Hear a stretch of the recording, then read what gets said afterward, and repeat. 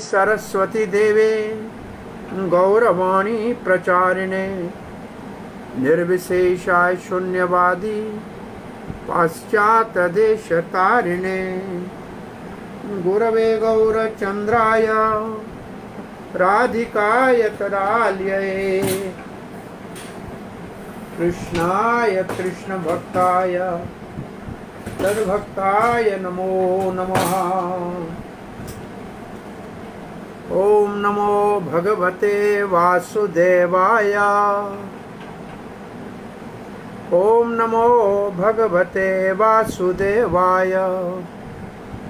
ओम नमो भगवते वासुदेवाय।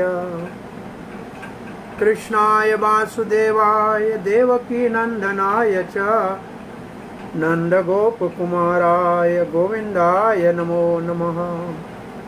जय श्री कृष्ण चैतन्य प्रभु नित्यानंद श्री अद्वैत गदाधर शिवासदि गौर भक्त वृंदा।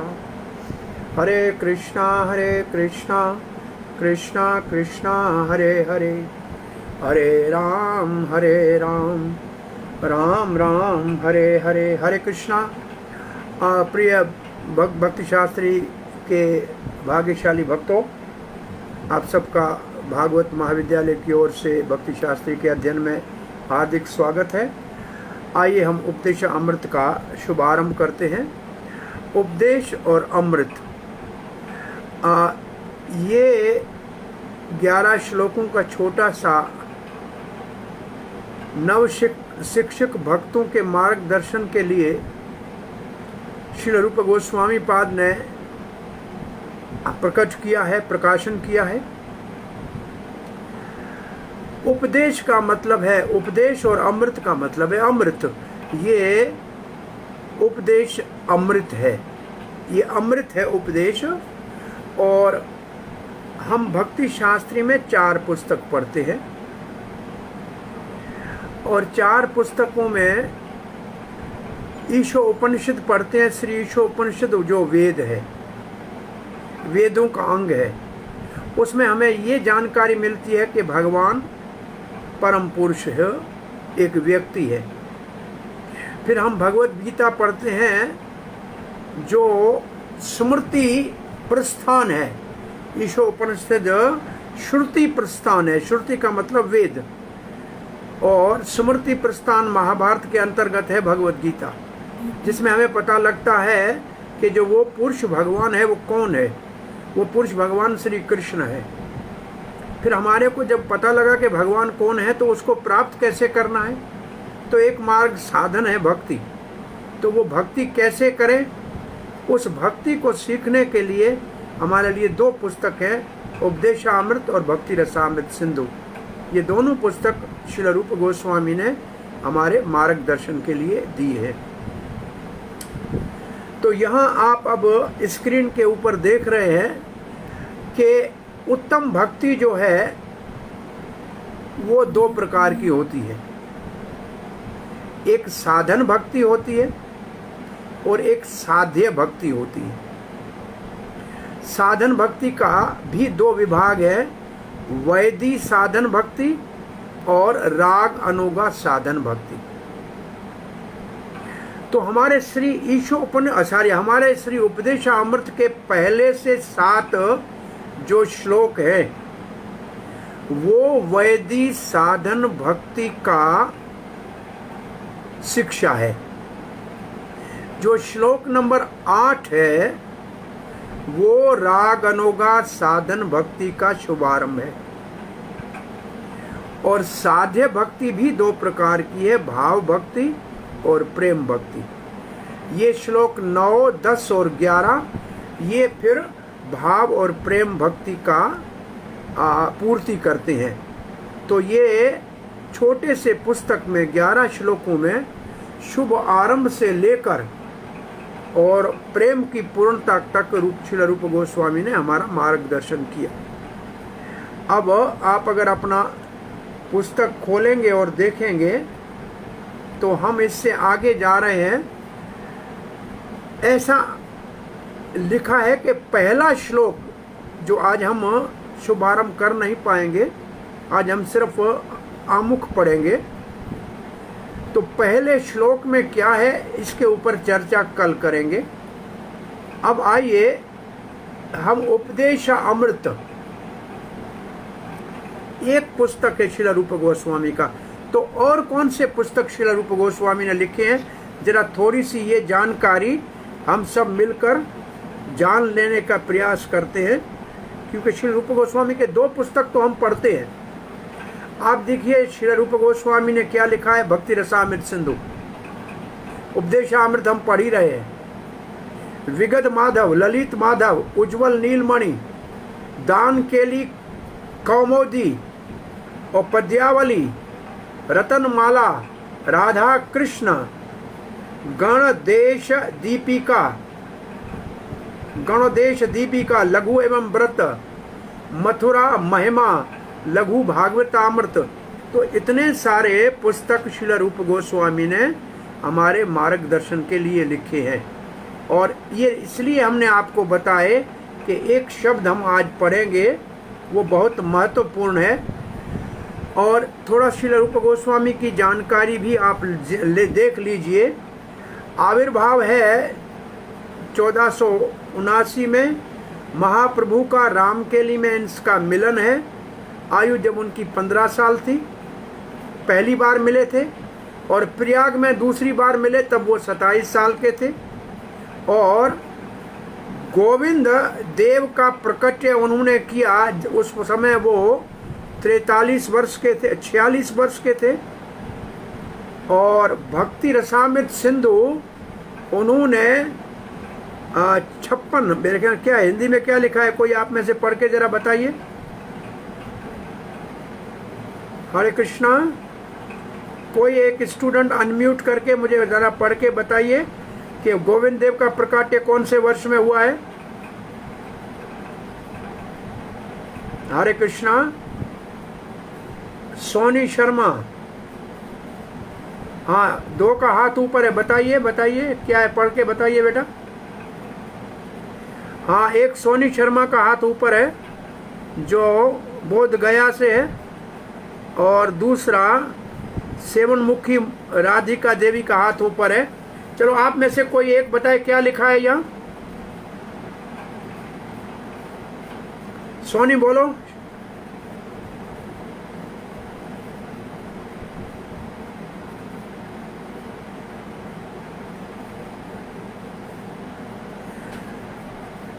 आप में से अच्छा, अंतर्यामी आप अगर बोल सकते हैं तो बोलिए।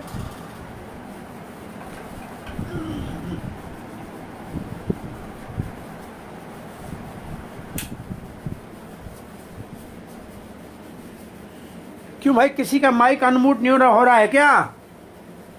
हाथ तो बहुत ऊपर है, किसी का माइक अनम्यूट नहीं हो रहा है। बहरहाल भक्ति रसामृत सिंधु की रचना उन्होंने की, और तिरोभाव इसमें ठीक नहीं लिखा है, वो 69 ईयर तक रहे थे, और पहले 27 साल वो ग्रस्त में रहे थे, फिर वो वृंदावन में 43 साल रहे। हम आगे बढ़ते हैं। आप सबके हाथ ऊपर देख के हमें बड़ी प्रसन्नता हुई, लेकिन आप बोल नहीं पाए। अब अपना किताब खोल के आमुख को हम पढ़ते हैं। ए हरे कृष्णा, आप भी हो क्या नरेंद्र? हाँ,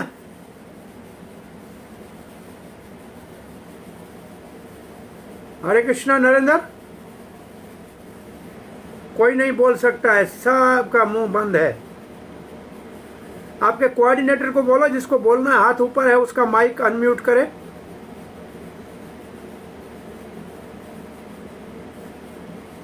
हरे कृष्णा, कोई बात नहीं, उन्होंने बंद करके रखा हुआ। सुनिए, आप अपना किताब खोलिए और देखिए कृष्ण भावना अमृत आंदोलन श्रील रूप गोस्वामी के अध्यक्षता में संचालित होता है। अब ये जो बात है ये बहुत ध्यान से समझने की है। ये पहली लाइन में श्रील प्रभुपाद ने लिखा है कि हमारा आंदोलन ही रूपा गोस्वामी के अध्यक्षता में संचालित है। इसका अर्थ हमको समझना है। अब दूसरी लाइन पढ़ रहे हैं। श्री चैतन्य महाप्रभु के आंदोलन को समझने के लिए हमें 6 गोस्वामियों का अत्यंत गंभीरता पूर्वक अनुसरण करना चाहिए। पहले गोस्वामी तथा बाद में भगवान का शुद्ध भक्त बनकर जीवन की, अच्छा यहां तक नहीं जाएं, अब पहली लाइन को पूरा करते हैं। आप पहली लाइन को ध्यान से पढ़िए अपने पुस्तक में। कृष्ण भावना अमृत आंदोलन श्रील रूप गोस्वामी की अध्यक्षता में संचालित होता है। इसका अर्थ क्या है, कैसे होता है, क्यों होता है? इसका उत्तर है कि श्रील रूप गोस्वामी के शास्त्रों के आधार के ऊपर कृष्ण भावना अमृत का संचालन हो रहा है। जो हमारे कृष्ण भावना अमृत में जो हम कार्य करते हैं उन सब की शिक्षा पद्धति श्रील रूप गोस्वामी ने अपने शास्त्रों में दी है। पहली बात। दूसरी बात, हमको कहते हैं रूप अनोगा। गौड़िया वैष्णव को रूप अनोगा कहते हैं। तो रूप अनोगा शब्द का अर्थ क्या है? रूप अनोगा, रूप का मतलब श्रील रूप गोस्वामी, अनोगा का मतलब उसके अनुगामी। जो श्रील रूप गोस्वामी के अनुगामी होते हैं उनको कहते हैं रूप अनोगा।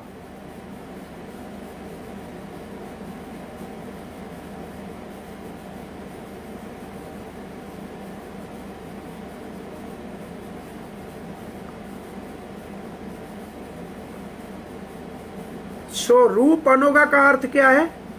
रूपा श्रील रूप गोस्वामी के अनुगामी। और हमारे दो, पहला ये शब्द रूप अनोगा शब्द पहली बार श्रील विश्वनाथ चक्रवर्ती ठाकुर ने अपने मन शिक्षा नामक छोटे पुस्तक में पहली बार रूप अनोगा शब्द को प्रचलन में लाए।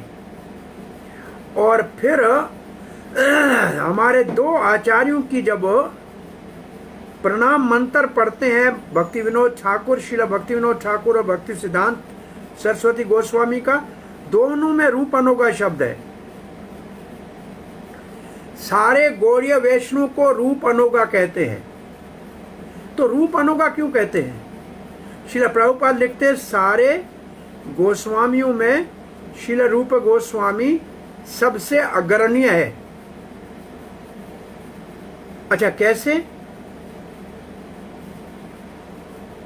देखिए, सबसे ऊपर है राधा कृष्ण के प्रेम को प्राप्त करना, और कृष्ण के प्रेम को प्राप्त करने के लिए राधा रानी की कृपा चाहिए। राधा रानी की प्रमुख सखी है ललिता, और ललिता देवी की प्रमुख मंजरी है रूप मंजरी। इसलिए रूप गोस्वामी हमारे को ललिता राधा कृष्ण की सेवा में लगाने के लिए जो सत्य शास्त्र दिया है, हम उसका अनुगमन करते हैं, उसके पीछे चलते हैं, उनका अनुसरण करते हैं, इसलिए हमको रूप अनोगा कहते हैं। तो आपने आज एक शब्द याद करना है, रूप अनोगा का अर्थ क्या है और हमको गौड़ीय वैष्णव को रूप अनोगा क्यों कहते हैं। आप में से किसी एक का म्यूट अनम्यूट होगा, तब आप पढ़ेंगे साथ में, तो हम आपको समझाते चलेंगे। तो आपका संचालन कौन कर रहा है उससे जरा बात कीजिए।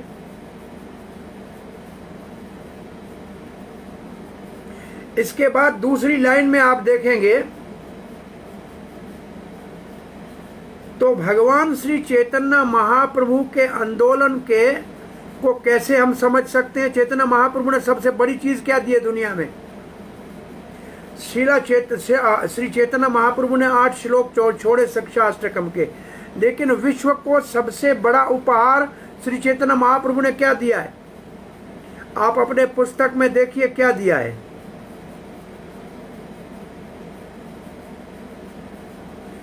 कृष्ण का विज्ञान। आपको मिला ये शब्द? कृष्ण का विज्ञान दिया है। और कृष्ण के विज्ञान में बहुत से कृष्ण के कार्य हैं परंतु सबसे गोपनीय और सबसे महान क्या है? राधा कृष्ण की प्रेम केली। मिला आपको? और इसको समझने के लिए चैतन्य महाप्रभु के बड़े उपहार कृष्ण विज्ञान और उसके अति उत्तम शिखर को, जो राधा कृष्ण के और कृष्ण और गोपियों का प्रेम है, उसको समझने के लिए दूसरी बात बहुत महत्वपूर्ण है। वो है हमें 6 गोस्वामियों का अत्यंत गंभीरता पूर्वक अनुसरण करना चाहिए। पहले हमको क्या करना चाहिए? पहले हमको गोस्वामी बनना चाहिए। इसका मतलब है मन और इंद्रियों को वश में करना चाहिए। गोस्वामी बनने के लिए मन और इंद्रियों को वश में करना आध्यात्मिक सफलता के लिए अति आवश्यक है। और जो अपने मन और इंद्रियों को वश में करता है उसको गोस्वामी कहते हैं।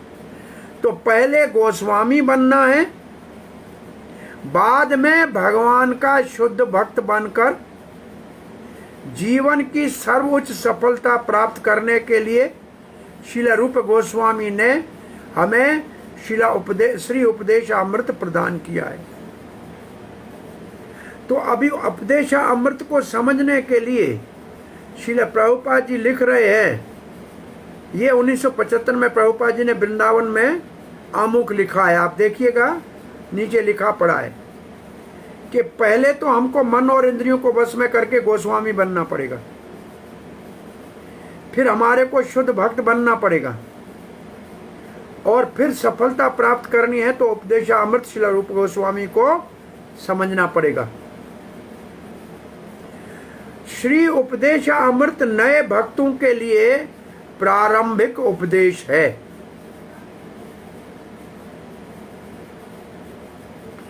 कृष्ण भावना अमृत में प्रगति अनुयायी की, ये आपका प्रश्न है, याद रखिएगा, मनोवृत्ति पर निर्भर करता है।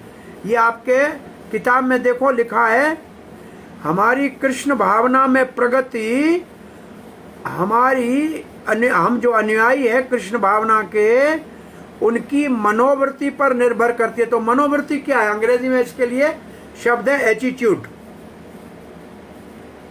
तो अब ये समझिए कि सारे आमुख में मुख्य बात है हमारी मनोवृत्ति। तो अब मनोवृत्ति कितने प्रकार की है मैं आपको बताऊं। 2 प्रकार की मनोवृत्ति होती है संसार में, एक भोग की मनोवृत्ति और एक शरणागत होकर सेवा करने की मनोवृत्ति। हमको इंद्रियों के भोग की मनोवृत्ति को त्याग कर मन और इंद्रियों को वश में करके गोस्वामी बनकर शरणागत होकर और श्रील रूप गोस्वामी और अन्य गोस्वामी के चरण चिन्हों में चलकर सेवा वाली मनोवृत्ति बनानी पड़ेगी। ये सारांश है आमुख का।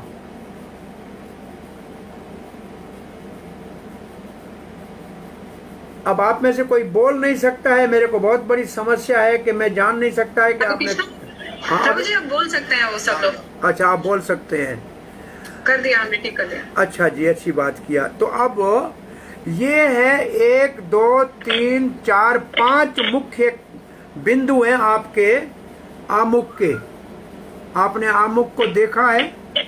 अब मैं आपसे प्रश्न पूछता हूं, रूप अनोगा का अर्थ क्या है? उज्जवल मोहन, आप बताइए, रूप अनोगा किसको कहते हैं? उज्जवल मोहन जी बोलिए।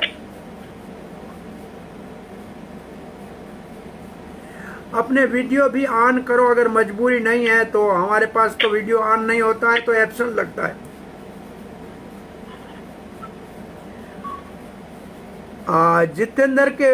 जितेंद्र नाम हो, हरिणी पृथ्वी देवी दासी, आपका हाथ ऊपर है। आप बताइए रूप अनोगा का अर्थ क्या है? उज्जवल का वीडियो भी ऑन हो गया। अरे भाई बोल पाते हो तो कोई तो बोले। हरे कृष्ण प्रभु जी। बोलिए। जो हरे कृष्ण प्रभु जी, धन्यवाद। बोलिए बोलिए। प्रभु जी आप बता रहे थे जो रूप गोस्वामी को फॉलोअर होते हैं उनको रूपानुगा कहते हैं। अच्छा, क्यों हमारे को रूपानुगा ही क्यों कहते हैं? हमको रूप गोस्वामी क्यों, हम के अनुगामी है रूपा, और हमारा आंदोलन रूप गोस्वामी के निर्देश में क्यों चल रहा है, अध्यक्षता में क्यों चल रहा है? कि उसका रीजन ये है प्रभु जी की जो भी जो रूप गोस्वामी है, हाँ जी, हाँ, जो रूप गोस्वामी है वो शुद्ध राधा कृष्ण प्रेम को ही बताते हैं, और वही इंस्ट्रक्शन दे रहे हैं कि कैसे जो राधा कृष्ण को प्रेम के प्राप्त किया जाए। इसलिए उनको जो भी गौड़िया वैष्णव है उनके फॉलोअर को रूपानुगा कहते हैं। अच्छा है। हमने और कुछ दो बातें बताई थी, वो मुख्य रूप से बोलनी पड़ेगी। हरे कृष्ण प्रभु जी, बोलो। हरे कृष्ण प्रभु जी। बोलिए बोलिए जी, बोलिए। सारे गोस्वामी में रूप गोस्वामी अग्रणीय है, इसलिए और उनका हम लोग अनुगमन करना, इसलिए रूप अनुगा बोलते हैं प्रभु जी। हाँ, तो क्यों अग्रणीय क्यों है? अग्रगण्य है क्यों है रूप गोस्वामी? जो कृष्ण भक्ति है वो राधा रानी से प्राप्त होती है, और राधा रानी जी जो मेन संख्या में ललिता जी है, ललिता जी रूप मंजरी से आती हैं, तो इसलिए हम उनको रूप अनुगामी, उनकी हम सबसे ज्यादा उनको मानते हैं पूज। अच्छा, ये भी अच्छी बात है। तीसरी एक बात मैंने बहुत महत्वपूर्ण कही थी, वो क्या है?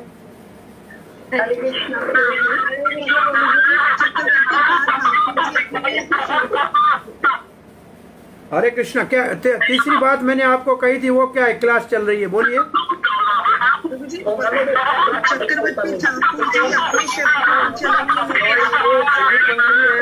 अरे भाई सब बोलोगे तो कोई बात नहीं होगी, एक व्यक्ति जिसका नाम लिया जाए वो बोले। पंकज गैरोला, पंकज जी बोलिए। हरे कृष्ण प्रभु जी, धन्यवाद। हाँ जी। प्रभु जी हमें रूप अनुगा इसलिए कहते हैं क्योंकि पहली बात ये श्री रूप गोस्वामी जो है उनके हम अनुगामी हैं, और दूसरी बात ये क्योंकि वो सभी 6 गोस्वामी के जो नायक हैं, और उसके साथ साथ क्योंकि जो श्री राधा कृष्ण की जो प्रेम माधुर्य लीला है उनमें रूप मंजरी के तौर पर वो आते हैं, क्योंकि जो राधा रानी है उनके अष्ट सखियों में सबसे अग्रगणी है ललिता देवी, और उनके रूप को रिप्रेजेंट करते हैं श्री रूप गोस्वामी हमारे लिए। इसलिए तीसरी एक, ये दो बातें तो सबने बोली, तीसरी एक मुख्य बात मैंने बोली थी। हाँ जी, कौन बोल रहा? अच्छा आप बोलिए। हरिणी। हाँ, हरिणी पृथ्वी बोलिए। प्रभु जी, आपने बताया था कि हम रूप गोस्वामी के ग्रंथों का अनुसरण करते हैं। बहुत अच्छी बात। ये सबसे मुख्य बात है कि हमारे जो ग्रंथ हैं वो रूप गोस्वामी के मुख्य ग्रंथ हैं, और दूसरे गोस्वामी के भी उनके निर्देश से हमारी भक्ति हम करते हैं, इसलिए उनकी अध्यक्षता में चल रहा। आपने देखा भक्ति शास्त्री के 2 पुस्तक रूप गोस्वामी के हैं। अच्छा, अब मैं आपसे दूसरा प्रश्न पूछ रहा हूं। कृष्ण भावना अमृत में प्रगति हमारी मनोवृत्ति के ऊपर निर्भर करती है, इसका क्या अर्थ है?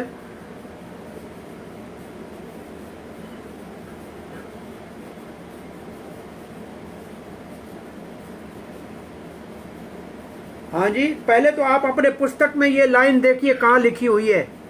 प्रेफेस में देखिए, ये दूसरे पेज पे पता नहीं हिंदी में एक लाइन है, उसको अंडरलाइन कीजिए। मिली? हरे कृष्ण प्रभु जी, क्वेश्चन रिपीट करेंगे। कृष्ण भावना अमृत में प्रगति के लिए कि प्रगति हमारी मनोवृत्ति के ऊपर निर्भर करती है। प्रभु जी, ये लास्ट पैराग्राफ की पहली लाइन है जी। ठीक है जी, पैराग्राफ वैसे है ही, मेरे ख्याल से 2 ही पैराग्राफ हैं आमुख में। कितने पैराग्राफ है? 5 पैराग्राफ प्रभु जी। 5 हैं? 5 पैराग्राफ है। अच्छी बात, ठीक है। 5 पैराग्राफ में प्रभु जी। ये 5वें पैराग्राफ में है, ठीक है। तो 5वें पैराग्राफ में है, इसको आप कैसे एक्सप्लेन करेंगे? ये प्रभुपाद ने क्यों लिखा है, इसका अर्थ क्या है? वैभव चैतन्य प्रभु आप बता सकते हैं? हरे कृष्ण दंडवत नाम प्रभु जी। बोलिए। प्रभु जी ऐसा इसलिए बोला गया है क्योंकि मनोवृत्ति है, आपने बोला 2 प्रकार की होती है, तो भोग वाली होती है, दूसरा शरणागति वाली होती है। Srila Prabhupada promotes the service attitude को प्रमोट करने के लिए ऐसा बोला। अच्छा, सर्विस के लिए। अच्छा, भोग वाली में कौन सी चीज से भोग करते हैं? पूरा आ नहीं रहा है। हम जब भोग करते हैं तो किस चीज से भोग करते हैं? मटेरियल चीजों को खुद को भोक्ता मान के भोग करते किस चीज से करते इंद्रियों से। हैं? हाँ, और इंद्रिया किसके काम, इंद्रिया किसके अधीन है? मन के। अधीन। तो सारा देखिए मनोवृत्ति है, मन और इंद्रियों को वश में करना।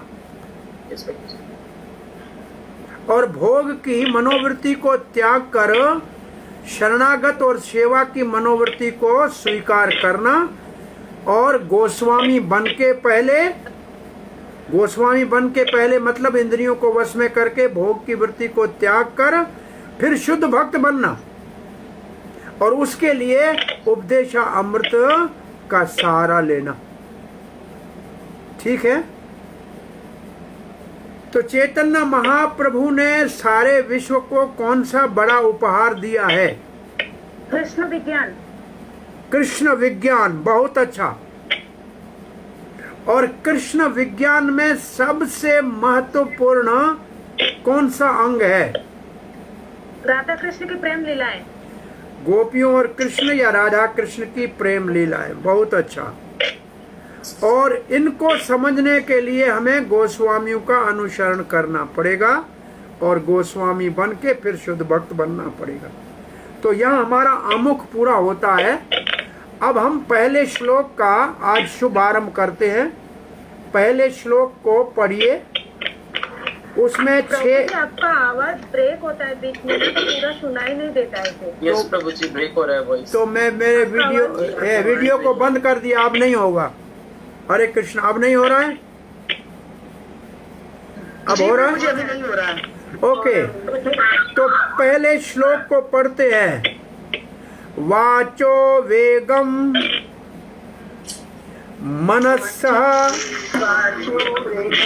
मनस्सः क्रोध वेगम जीवा उदर उपस्थ वेगम।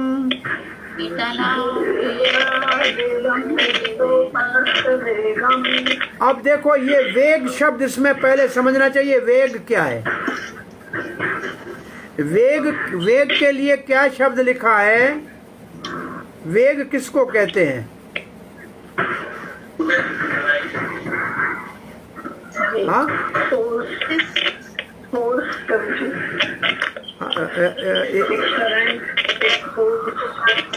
एक व्यक्ति बोले वेग किसको कहते हैं? सेंसेस को प्रभु जी। हाँ जी, जिसको बोलते हैं अंग्रेजी में क्या? अंग्रेजी में प्रभुपाद ने लिखा है अर्जिज, तो हिंदी में क्या है? गति प्रभु जी, प्रबल इच्छा, प्रबल इच्छा, शक्ति, वेग। देखो, गति को बोलते हैं। असल में वेग का मतलब यहाँ ये है, ये देखो सबके माइक खोले हैं, आवाज आ रहा है, डिस्टरबेंस हो रहा है। जिसको बोलना है वो खोले, बाकी सब बंद कर दो।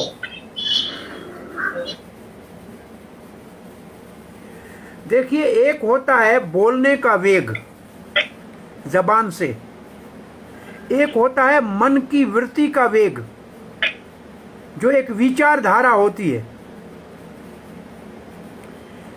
तो वेग थोड़ी देर के लिए तेजी से आता है और हमको कुछ इच्छा को पूरी करने के लिए बहुत ज्यादा बलपूर्वक खींच लेता है। जैसे मानो कि आप कभी वृंदावन में बांके बिहारी मंदिर की गली में जाएंगे तो वो आलू की टिक्कियां को सेकते रहते हैं, और जब आप गुजरेंगे तब घी डालेंगे, तो वो जब आपके नाक में खुशबू जाएगी तो समोसा तलता हुआ खाने के लिए वेग पैदा होगा दिमाग में, भगवान भूल जाएगा और वेग हो जाएगा। इसको कहते हैं वेग। और उसकी खुशबू नाक में जाएगी जैसे, तो ऐसा मन में विचार आएगा इसको खाना चाहिए, अरे बहुत अच्छा है चलो। तो वेग मन की ऐसी वृत्ति है जो तत्काल पूरी करने के लिए हमें बहुत ज़्यादा जो है प्रेरित करती है। तो 6 वेगों का यहाँ वर्णन किया है श्रील रूप गोस्वामी ने। पहला बोलने का वेग, दूसरा मन का वेग, तीसरा क्रोध का वेग, चौथा जीभा का वेग। अब देखो बोलेंगे भी जबान से, तो जीभा का वेग और वाचो वेग में क्या अंतर है? तब हम आपसे एक प्रश्न पूछते हैं,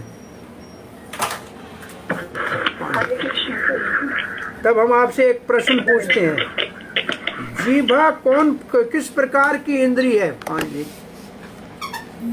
जीभा किस प्रकार की इंद्री है? डिफरेंस नहीं पड़ रहा है आवाज में, आप वीडियो ऑन कर लीजिए। हाँ तो ये आपका आवाज अभी भी ब्रेक ही हो रहा है।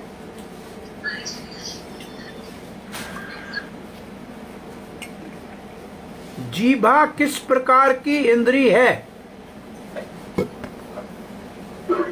बोलिए। आपकी आवाज ब्रेक हो रहा है, समझ नहीं आ रहा है। हाँ आधा ही सुनाई दे रहा है, पूरा नहीं। जीभा जबान कौन से प्रकार की इंद्री है? ज्ञान इंद्रिय। अच्छा, ज्ञान इंद्री है। तो जीभा है ज्ञान इंद्री, तो वाचो वेगम ये कौन सी इंद्री है? कर्म इंद्रिय। हाँ, ये आज आपको समझना है कि जीभा कर्म इंद्री भी है और ज्ञान इंद्री भी है। कर्म इंद्री है बोलना और स्वाद चखना है ज्ञान इंद्री। फिर उदर का वेग जैसे भूख लगना, और उपस्थ का वेग का मतलब जन इंद्री का वेग काम। इस 2 लाइन में 6 वेग के नाम है, और मंत्र की 2 लाइन में है एतान वेगान यो विषहेत धीरा। इन 6 वेगों को जो सह लेता है ऐसा धीरजवान पृथ्वी के ऊपर सब जगह शिष्य बना सकता है। तो एक लाइन आज लिख लीजिए आप, पहला श्लोक। सब अपना माइक म्यूट कर दें, जिसको बोला जाए वही ऑन करें। आवाज बहुत हो रहा है, डिस्टरबेंस हो रहा है।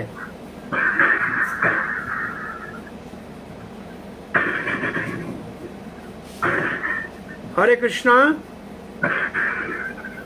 ये किसका आवाज है?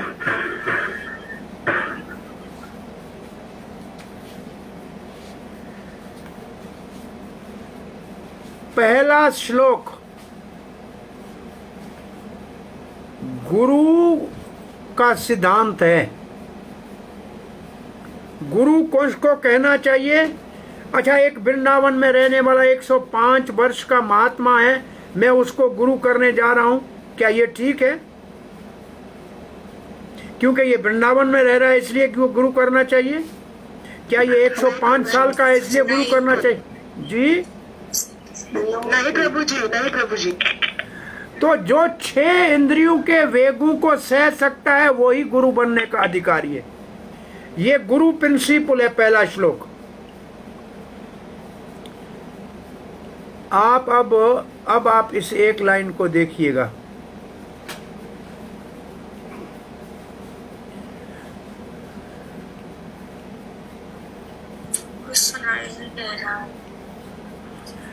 पहला श्लोक क्या है? देखो, वाचो वेगम त्रिदंडी गोस्वामी के लक्षण। आत्म संयमी मध्यम अधिकारी के लक्षण, इसको गुरु प्रिंसिपल कहते हैं।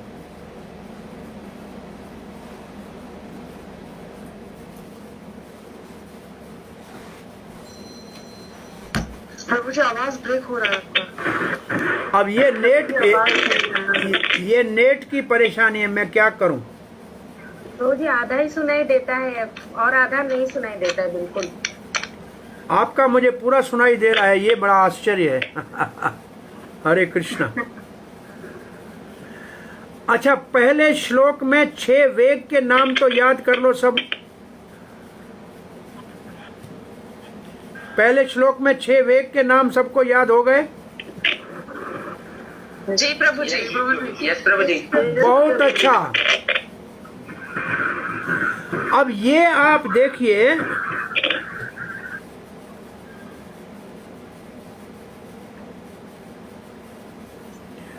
आपका जो तात्पर्य है, इसमें पहले जो 2 परिच्छेद है उसमें श्रील प्रभुपाद ने प्रियाश्चित के ऊपर लिखा है। प्रियाश्चित किसको कहते हैं?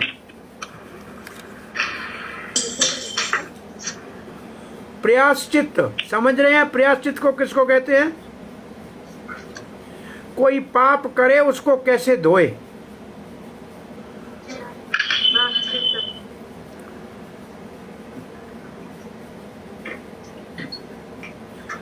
ये 2 परिच्छेद आज हम पढ़ लेते हैं। कल फिर हम पहला श्लोक पूरा करके और इसका और रसास्वादन करेंगे।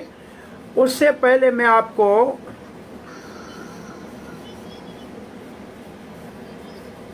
ये बताना चाहूँगा कि हमारे पास भक्ति रस उपदेशामृत की टीका जो हम पढ़ रहे हैं, आपको सुनाई दे रहा है? यस प्रभु जी, सुनाई दे रहा है। जी प्रभु जी। जी प्रभु जी। प्रभु जी। जो हम उपदेशामृत की टीका पढ़ रहे हैं, ये इसमें 2 टीकाएं हैं। पहली है ऐसी भक्ति वेदांत स्वामी श्रील प्रभुपाद जी की, और दूसरी को कहते हैं अनुवृत्ति टीका। क्या कहते हैं? अनुवृत्ति। पहली वाली सुनाई नहीं थी प्रभु जी। पहली प्रभुपाद जी की टीका, प्रभुपाद। दूसरी भक्ति सिद्धांत सरस्वती गोस्वामी महाराज श्रील प्रभुपाद की टीका है, उसका नाम है अनुवृत्ति टीका। क्या नाम है? अनुवर्ती टीका। वो हमारे सारे श्लोकों में बहुत जगहों पे हमको पढ़नी है। ठीक है? जी प्रभु जी। प्रभु जी फिर से रिपीट करिएगा प्रभु जी। अनु आपके पुस्तक में नाम लिखा हुआ आएगा, अनुवृत्ति टीका। अनुवृत्ति। तीसरी टीका है भक्ति विनोद ठाकुर की। प्रभु जी दूसरी कौन सी है? प्रभुपाद टीका के बाद कौन सा टीका है प्रभु जी? अनुवृत्ति। अनुवर्ती। मैं आपको आसानी से दिखाऊं।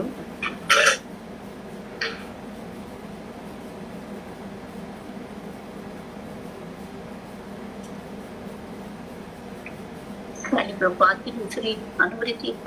अंग्रेजी में लिखा हुआ पढ़ सकते हैं? अंग्रेजी में पढ़ सकते हैं आप? यस प्रभु जी, शो कर।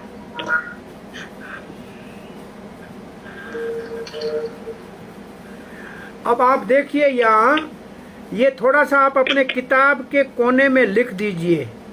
पहला और दूसरा जो परिच्छेद पैराग्राफ है वो है प्रायश्चित। 3 से लेकर 8 परिच्छेद जो है उसमें जो 6 वेग है उनको भक्ति से कैसे शांत किया जाए ये आपको मिलेगा। फिर 9 से 19 तक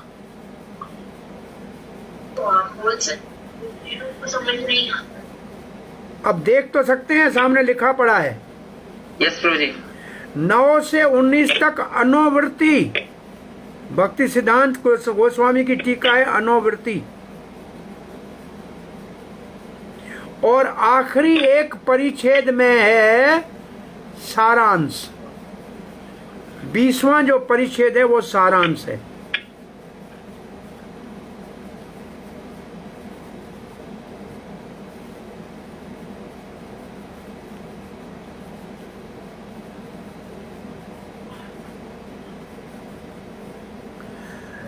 अब आपके स्क्रीन में कुछ दिखा हुआ है, रूपा गोस्वामी के उपदेशा अमृत का उद्देश्य क्या है। नंबर 1,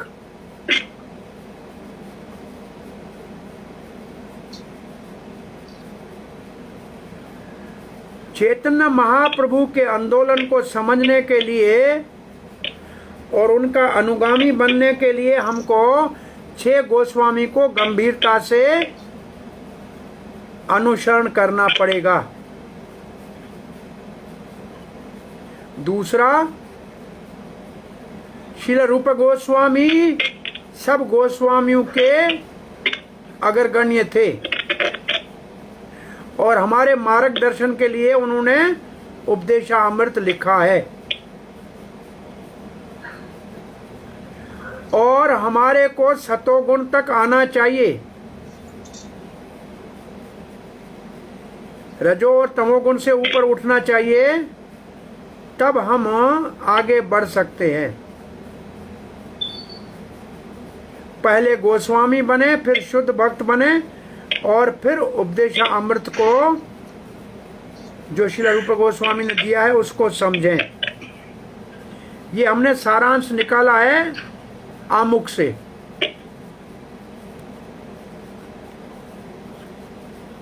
प्रभु जी, हिंदी में भी स्लाइड है आपके पास? इसका हिंदी में ऐसे नहीं होगा। प्रभु जी, हिंदी वाला भी दिखाइए, क्योंकि हम लोग को तो हिंदी में ही लिखना है।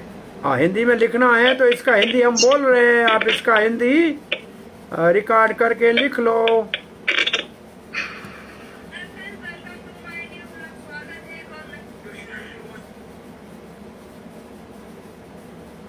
अच्छा, अब मैं आपको थोड़ा और वापस ले जा रहा हूं, किसके ऊपर? प्रेफेस के ऊपर।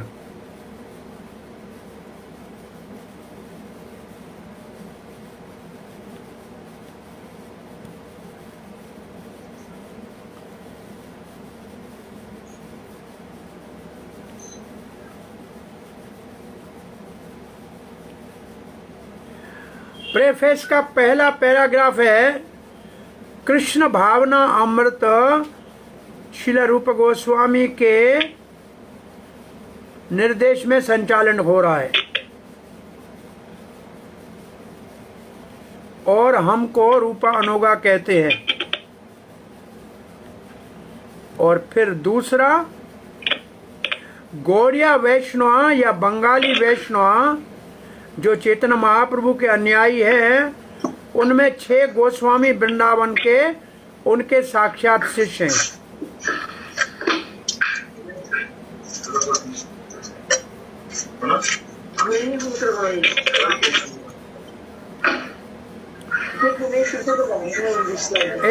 बंद कीजिए, माइक्रोफोन बंद कीजिए,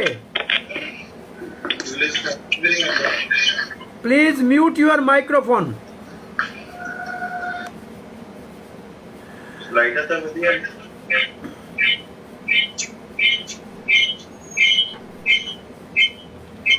इसलिए नरोत्तम दास ठाकुर ने लिखा है, रूप रघुनाथ पदे आईबे आकुटी, कभी हम बूझे बा ये जुगल प्रीति।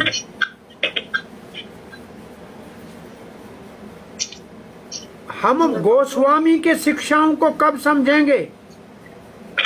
राधा कृष्ण के प्रेम की दिव्य लीलाओं को कब समझेंगे?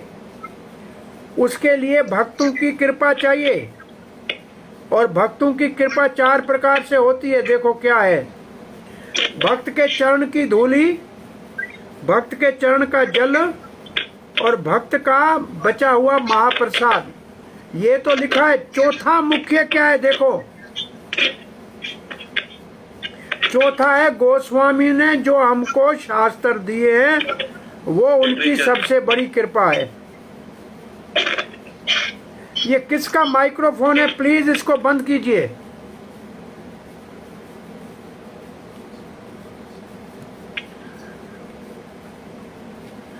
प्रेफेस में हमने ये पढ़ा, फिर मैं दोबारा पढ़ रहा हूं प्रेफेस। चैतन्य महाप्रभु संसार में कृष्ण विज्ञान देने के लिए प्रकट हुए और कृष्ण के अति गोपनीय लीलाएं हैं, गोपी और राधा कृष्ण की लीला, और गोपी और कृष्ण की लीला, और गोपियों में भी राधा रानी सर्वोपरि है। इसलिए चैतन्य महाप्रभु के आंदोलन को समझने के लिए हमें 6 गोस्वामी के चरण चिन्हों में चलना पड़ेगा, और उनका 6 नाम गोस्वामी का लिखा हुआ है। 6 अच्छा, ये पैराग्राफ पूरा हुआ। अब दूसरे पैराग्राफ में क्या है, आप अपना दूसरा पैराग्राफ देखिए। 6 गोस्वामी के नेता थे रूपा गोस्वामी। ये किसका माइक्रोफोन है डिस्टर्ब कर रहा है?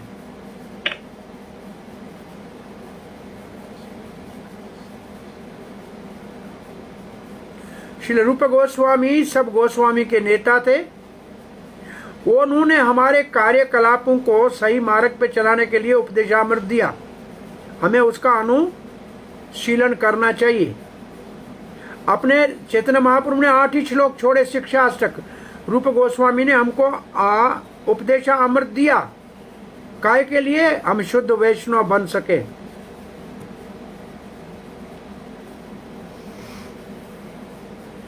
अब तीसरे पैराग्राफ की मुख्य बात है, आध्यात्मिक सारे कार्यों में सबसे मुख्य हमारा कर्तव्य मन और इंद्रियों को वश में करना।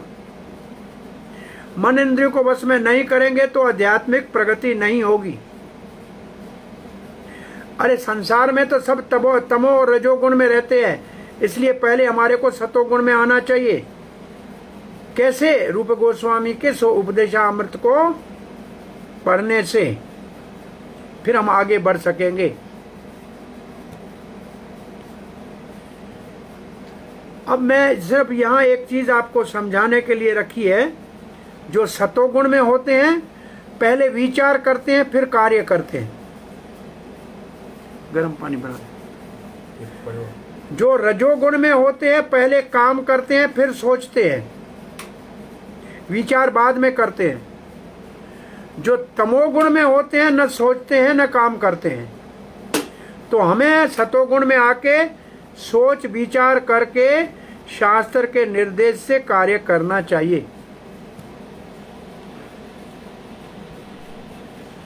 चौथा जो परिच्छेद है हमारे प्रेफेस में, कृष्ण भावना में आगे बढ़ने के लिए मनोवृत्ति बहुत महत्वपूर्ण है। इसलिए पहले हमें गोस्वामी बनकर फिर वैष्णव बनके फिर वैष्णव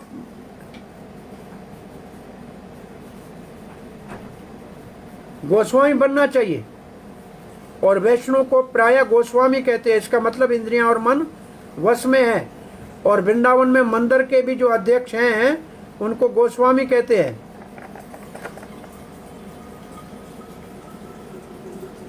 अगर शुद्ध भक्त बनना है भगवान का तो गोस्वामी बनना पड़ेगा। गो का मतलब इंद्रियां, स्वामी का मतलब उनको बस में करने वाला। मन और इंद्रियां बस में है तो गोस्वामी नहीं बन सकते। तो पहले गोस्वामी बने फिर शुद्ध भक्त बने, तभी हमारे को उपदेशामृत इस रास्ते में आगे बढ़ा सकेगा।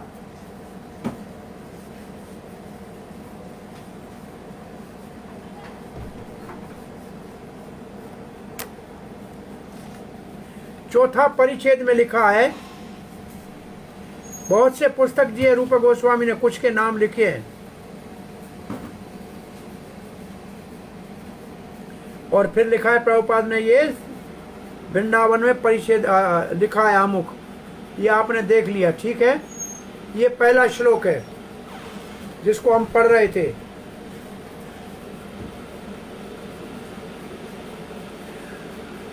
और आज का टाइम पूरा हो गया है। कल हम इस पहले श्लोक के ऊपर विचार करेंगे। ये बात आज आप लिख लो, कल ये पूरा श्लोक उसके तात्पर्य को पढ़ लीजिएगा। इसके ऊपर हम कल चर्चा करेंगे। आज हम थोड़े विलंब से शुरू किया है। पहला और दूसरा परिच्छेद है, आप इसको अच्छी तरह पढ़िएगा कि प्रायश्चित किसको कहते हैं, कौन से उदाहरण प्रभुपाद जी ने दिए। चोर का उदाहरण दिया है, फिर हाथी स्नान का उदाहरण दिया है, फिर ईसाइयों का पादरियों के पास जाके रविवार को अपने पाप माफ करने के लिए उदाहरण दिया है, और फिर स्वस्थ रहने के लिए सफाई का उदाहरण दिया है। 4 उदाहरण आप अच्छी तरह से पढ़ना।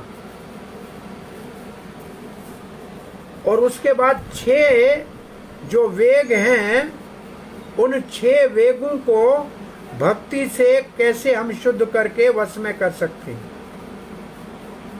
ये 3 से 8 तक प्रभुपाद जी ने लिखा है, और 9 से 19 तक इन्हीं की परिभाषा भक्ति सिद्धांत सरस्वती गोस्वामी महाराज श्रील प्रभुपाद ने दी।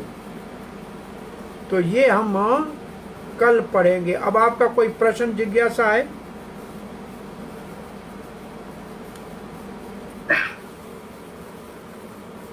हरे कृष्ण प्रभु जी। हाँ जी प्रभु जी, आपने वेग का मतलब समझाया था, मन की ऐसी वृत्ति। तो वॉइस ब्रेक हो गई थी, पूरा सेंटेंस ये पूरा क्या है होगा वेग का अर्थ जो है? वेग का अर्थ है ऐसी मन में तीव्र इच्छा उठे जिसको रोकना बहुत मुश्किल हो जाए। जैसे आंधी तूफान आता है, जैसे हमको उठा के ले जाता है, तो वेग जैसे नदी का वेग होता है। जब नदी बहुत तेज चलती है, सब कुछ बहा के जाती है, ऐसे हमारे मन के अंदर जब कोई तीव्र इच्छा उठती है तो वो वेग की तरह हमें बहा के ले जाती है। तो ये बोलने का वेग है, ये मन का वेग है, ये क्रोध का वेग है, ये सारे की सारे असल में मन की वृत्तियां हैं, जो इन 6 प्रकार से समझाई गई है। ये सब वेग मन के अंदर है। प्रभु जी, इसमें मन को एक अलग ले रखा है, बोलना, मन, क्रोध, जीवा, उदर और उपस्थ। ये मन को अलग रखा है, लेकिन ये सब है मन की वृत्तियां। इनका सेंटर मन है, इसलिए अनुवृत्ति में आप देखेंगे तो इनको 3 में विभाजित किया है भक्ति सिद्धांत सरस्वती ने। वाणी का, मन का और शरीर का। वाणी, मन, शरीर।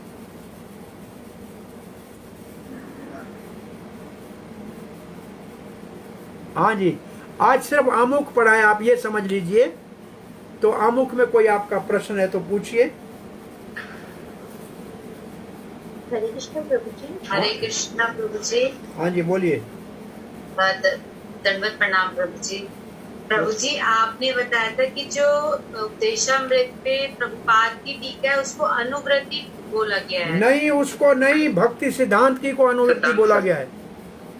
अच्छा। हाँ जी, प्रभुपाद की टीका प्रकार की कोई नाम नहीं है। प्रभुपाद की टीका यही है जो हमारा पुस्तक है। अच्छा, इसका कोई नाम नहीं है। भक्ति सिद्धांत की टीका का नाम है अनुवृत्ति। भक्ति विनोद ठाकुर की टीका का नाम है पीयूष वर्षिणी। पीयूष का मतलब अमृत, पीयूष वर्षिणी टीका। थैंक यू प्रभु जी। हरे कृष्ण। और कोई प्रश्न? हरे कृष्ण प्रभु जी। दंडवत प्रणाम। बोलिए जी। प्रभु जी, ये जो क्लोज बुक असेसमेंट में क्वेश्चन है, किसके नेतृत्व में कृष्ण भावनामृत आंदोलन संचालित किया जा रहा है? क्या? इसमें सिर्फ हम सिंपल शीला रूप गोस्वामी लिखेंगे, किसको थोड़ा एक्सप्लेन भी करेंगे? क्या चीज बेटा, क्या प्रश्न है? जैसे सीडीए में क्वेश्चन है ना प्रभु जी कि किसके नेतृत्व में कृष्ण भावनामृत आंदोलन संचालित किया जा रहा है, तो हम सिंपल शिला रूप गोस्वामी लिखेंगे कि इसको, जैसे आपने बताया कि रूप गोस्वामी जी के शास्त्रों के आधार पर हमारा प्रभुपाद जी ने कृष्ण भावनामृत की स्थापना करी है, तो ये सारा लिखेंगे ये सिंपल? देखिए, आपको देखो, प्रश्न 2 प्रकार से होते हैं। एक कभी प्रश्न होता है एक के सिर्फ नाम लिखना है कि किसके निर्देश में रूप गोस्वामी का। अगर 1 नंबर है तो नाम लिखना है। ओके प्रभु जी। मानो के 5 नंबर है तो लिखेंगे कि रूप गोस्वामी के निर्देश में। इसलिए चल रहा है क्योंकि वो 6 गोस्वामी में सबसे अग्रगण्य थे। उन्होंने पुस्तक हमको दिए, वो हमारे मार्गदर्शन में हमको सतोगुण में लाने के लिए है। वो हमारे मन और इंद्रियों को वश में करके गोस्वामी बनाकर फिर शुद्ध वैष्णव बनने के लिए ये उपदेशामृत दिया है। फिर तो ऐसे सब लिखना पड़ेगा। तो आपको देखना ये पड़ेगा कि वो 1 नंबर का है कि 5 नंबर का है।